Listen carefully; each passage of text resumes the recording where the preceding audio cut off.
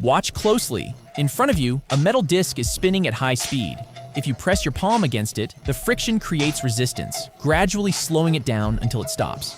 But once the disc is spinning extremely fast, the pressure from your hand alone isn't nearly enough to stop it. Then, a clever idea strikes you. Instead of using one hand, you place two metal pads on opposite sides of the spinning disc. The friction between the pads and the disc grips it firmly, bringing it to a controlled stop. This is the most basic principle behind a disc brake.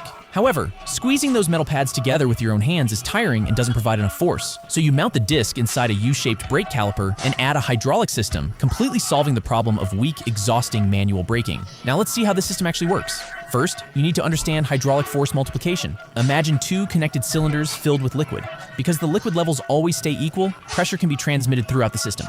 If the opening of the left cylinder is 3 times larger than the one on the right, pressing down on the smaller cylinder with 4 pounds of force raises the liquid in the larger one.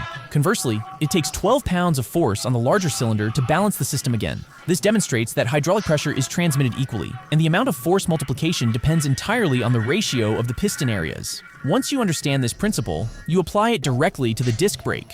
The cross-sectional area of the master cylinder is designed to be only 1/30th the size of the caliper pistons. The instant you squeeze the brake lever, the sealed brake fluid, being virtually incompressible, transmits the pressure directly to the brake caliper without any noticeable loss. Your 4 pounds of hand force is multiplied 30 times, producing about 120 pounds of clamping force. The caliper pistons push the brake pads tightly against both sides of the spinning disc, bringing the bicycle to a rapid stop. In this way, the hydraulic system continuously transmits and amplifies force, while the caliper repeatedly clamps and releases the disc, providing smooth, powerful, and highly efficient braking.